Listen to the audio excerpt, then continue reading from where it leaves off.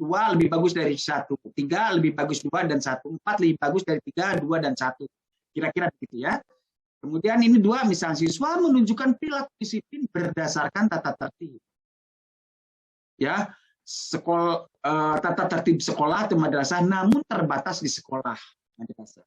Apa yang membedakan antara level 1 dan level 2 pada disiplin? Ya, pada perilaku disiplin. Ternyata level 1 itu hanya terbatas di kelas. Ya, mereka disiplin di kelas, tetapi keluar kelas rame. Ya, tidak disiplin. Nah, itu di level 1. Nah, sekarang di level 2 itu ya, di level 2 itu bedanya adalah mereka tertib di sekolah. Level 3 itu juga sama. Gitu ya.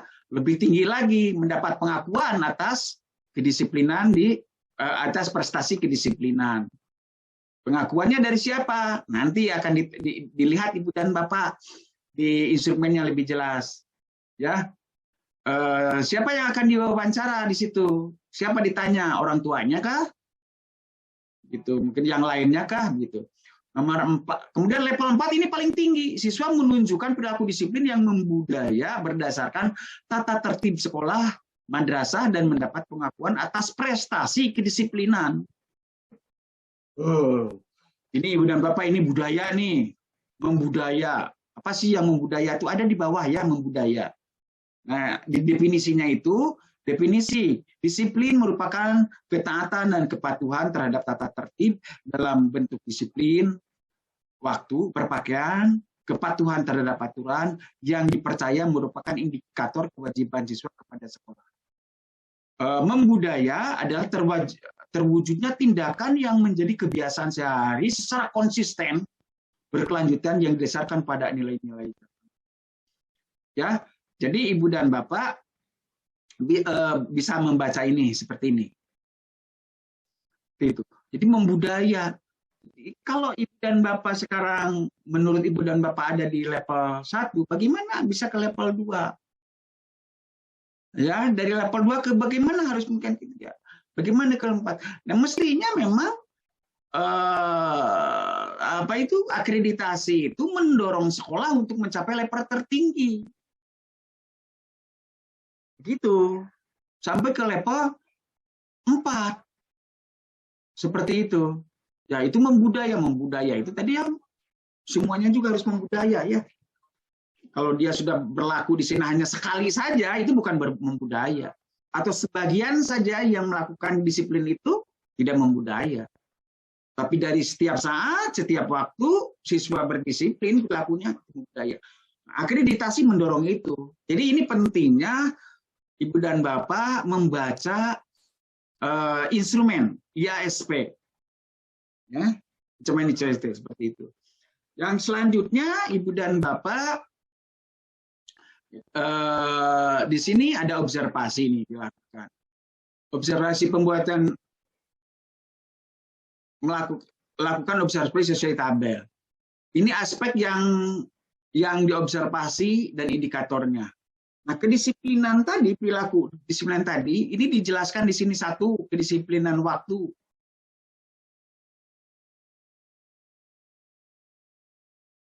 Dapat dilihat dari 1, kedisiplinan kehadiran di sekolah madrasah, kedisiplinan kehadiran di kelas, kedisiplinan kehadiran dalam kegiatan ekstrakurikuler di madrasah, seperti itu. Ya, jadi ini diobservasi, ini hasil observasinya. Ibu dan Bapak, kepala sekolah, itu kan bisa kelihatan, ya bisa belajar dari instrumen ini. Kedisiplinan itu ternyata bukan hanya di kehadiran saja. Ya, kedisiplinan kehadiran di sekolah, tapi kehadiran di kelas. Banyak juga kan kalau sekolah, masuk kelas, sudah di sekolah, tapi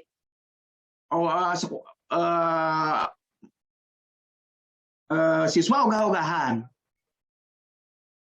Ya, ogah-ogahan masuk ke kelas, di kantin ngumpul, atau di luar ngumpul, gitu ya. Kemudian, seperti itu, katanya mau ke WC ngumpul, abring-abringan di ngumpul. Itu seringkali terjadi begitu. Ya, nah kita mendorong untuk semuanya. Jadi ini pentingnya kita membaca, ya, membaca IASP. Kemudian kedisiplinan berpakaian dapat dilihat dari kedisiplinan siswa berpakaian seragam. Kedisiplinan siswa berpakaian olahraga. Kedisiplinan siswa berpakaian seragam yang lain yang ditetapkan. Ya, misalnya untuk daerah tertentu Jumat pakai koko, kemudian Rabu pakai yuna, misalnya kedisiplinan siswa berpakaian praktik, kalau ada praktik gitu ya, misalnya seperti itu. Ya. Kemudian kepatuhan terhadap tata tertib sekolah madrasah dapat dilihat dari kepatuhan terhadap tata tertib dalam ruangan, kelas, laboratorium, workshop, terapi, mungkin di SLB ya, terapi itu, UKS, BK, tempat ibadah, jamban, dan kantin. Ya, ini tata tertib dalam ruangan di sekolah begitu. Kemudian kepatuhan terhadap tata tertib di luar ruangan, lapangan, olahraga, halaman, taman, tempat parkir, kolam renang, dan seterusnya. Kemudian kepatuhan terhadap tata tertib lain yang menetapkan sekolah berdasarkan madrasah. Misalnya, tidak boleh membawa HP, make up. Ini kalau SD nggak mungkin di SMA ya make up atau merokok. Tapi sekarang ini sudah berubah, Ibu dan Bapak. Mungkin ada sekolah-sekolah yang membolehkan membawa HP, bahkan ada yang mengharuskan, ya sangat menganjurkan pada proses pembelajaran tertentu. Anak-anak harus membuka Google, anak-anak membuka tugas-tugasnya.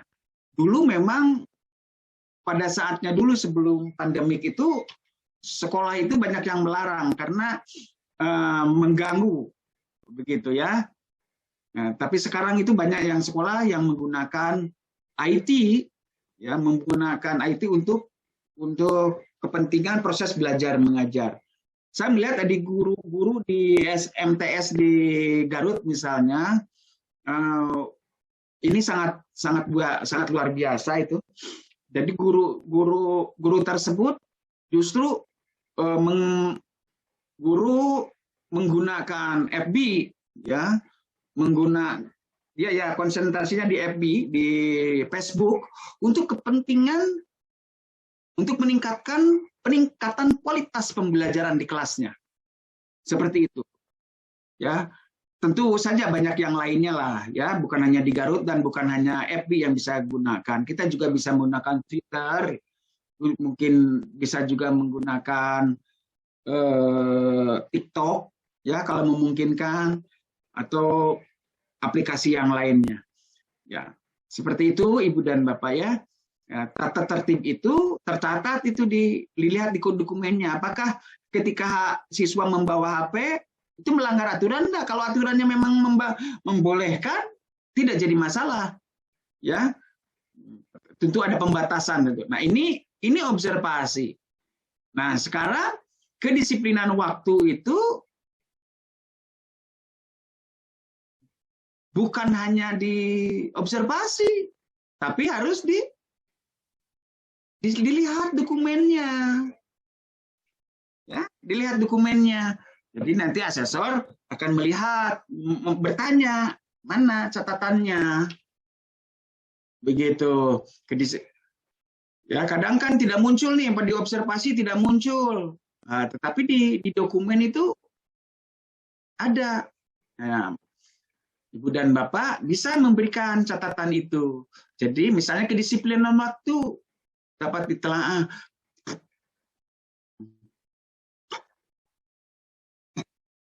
Nah, kedisiplinan kehadiran siswa di sekolah.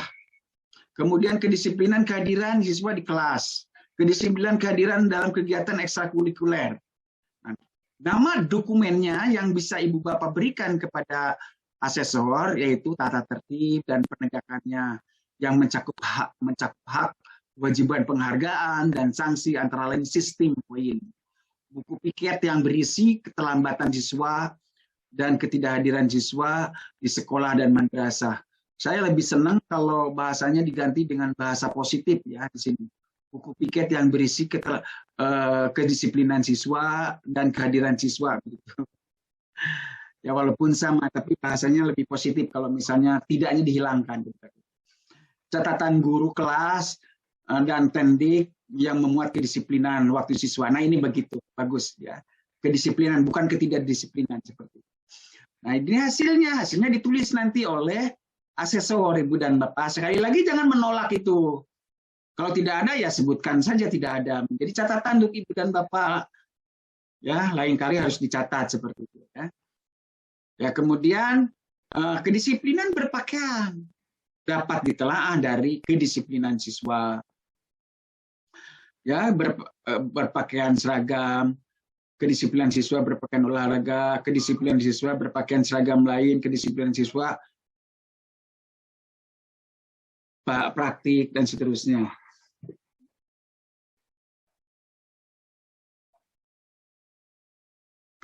Tata tertib sekolah ini dokumennya sama ya, dokumennya sama. Jadi satu dokumen bisa digunakan untuk beberapa indikator, ya. Baik, selanjutnya ya ini kepatuhan terhadap tata tertib sekolah madrasah.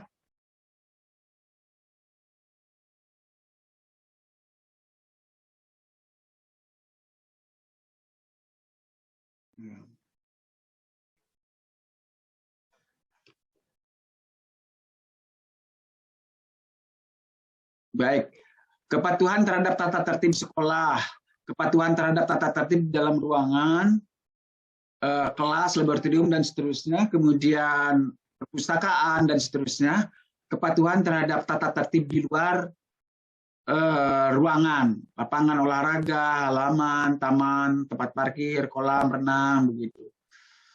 Kepatuhan terhadap tata tertib lain yang sekolah. Nah, ini ada buku piket, kemudian ada catatan guru wali kelas ya, instrumen dokumennya Ibu dan Bapak ya, seperti itu. Nah ini Ibu dan Bapak kalau dibaca seperti ini sangat mungkin ini dilanggar, bukan hanya oleh guru, tapi dilanggar juga oleh siswa sebenarnya ya, begitu. Kemudian ini wawancara nih, lakukan wawancara sesuai tabel berikut. Tadi sudah observasi sudah, kemudian dokumen sudah. Nah sekarang hal yang sama, poin yang sama, diwawancara, dicari kesaksiannya. Benar nggak itu dokumen yang tercatat itu? Ya melalui wawancara. Nah misalnya kedisiplinan waktu dapat digali dari kedisiplinan kehadiran siswa, kedisiplinan kehadiran siswa di kelas, di sekolah, kemudian kedisiplinan kehadiran kegiatan ekstrakurikuler. Yang diwawancara bisa kepala sekolah, bisa guru, dan bisa siswa. Perwakilan orang tua tidak perlu nampaknya ya. Nanti dijelaskan lebih eces di sebelumnya. Kemudian kedisiplinan berpakaian dapat digali dari kedisiplinan siswa berpakaian seragam sekolah, ya, kemudian kedisiplinan siswa berpakaian olahraga, seragam lain, kedisiplinan berpakaian praktik, dan seterusnya. Ini diwawancara kepala sekolah, guru, dan siswa. Jadi mungkin pertanyaan yang sama nanti akan diberikan kepada responden yang berbeda. Begitu. Itu yang disebut triangulasi, pertanyaan sama kepada responden yang berbeda. Begitu, mudah. Nah ini yang masalahnya itu kadang ada yang tidak jujur gitu. Ya, sudah disetting. Nah, itu. Baik. Nah, kepatuhan terhadap tata tertib sekolah dapat digali dari kepatuhan terhadap tata tertib di dalam ruangan, ya.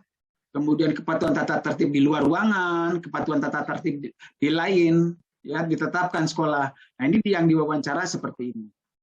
Baik. Nah, kemudian kesimpulan. Kesimpulan, Ibu dan Bapak, berdasarkan analisis pada tabel kerja dilakukan melalui observasi, dokumen, wawancara. Nah, ini pekerjaan berat dari seorang asesor. Nah, di sini harus dia dirangkum dari data hasil informasi ya dari tiga teknik penggalian data, wawancara, observasi, kemudian dokumen harus dirangkum minimal 50 kata, Ibu dan Bapak ya. Seperti itu. Jadi nggak sembarangan.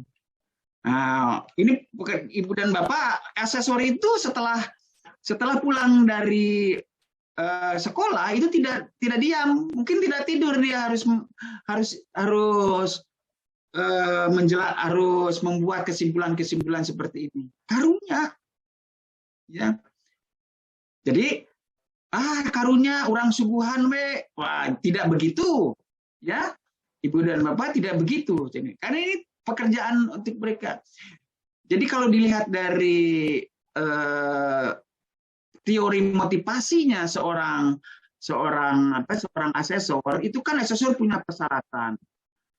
Ya, Maslow itu, hierarki Maslow itu, saya berpikir para asesor itu sudah paling puncak gitu loh. Bukan tempatnya mencari uang menjadi asesor itu, tapi itu adalah bagian dari aktualisasi diri. Dia bangga menjadi asesor. Dia bangga bisa sama-sama meningkatkan meningkatkan kualitas di sekolah, Ibu Bapak. Kebanggaan itulah yang dipelihara sebenarnya oleh para asesor. Gitu. Uangnya tidak seberapa, tapi itu tidak menjadi beban untuk sekolah. Mereka kami bekali walaupun tidak lebih, begitu ya, Ibu dan Bapak. Mereka mencoba untuk menafkahkan, menafkahkan ilmunya, tenaganya, pikirannya menjadi asesor. Jangan lupa. Jadi Abraham hierarki Maslow itu teori motivasi, dia mungkin sudah pada minimalnya pada self esteem, bagaimana penghargaan orang lain, bagaimana pengakuan dari sesamanya kepada dia, bukan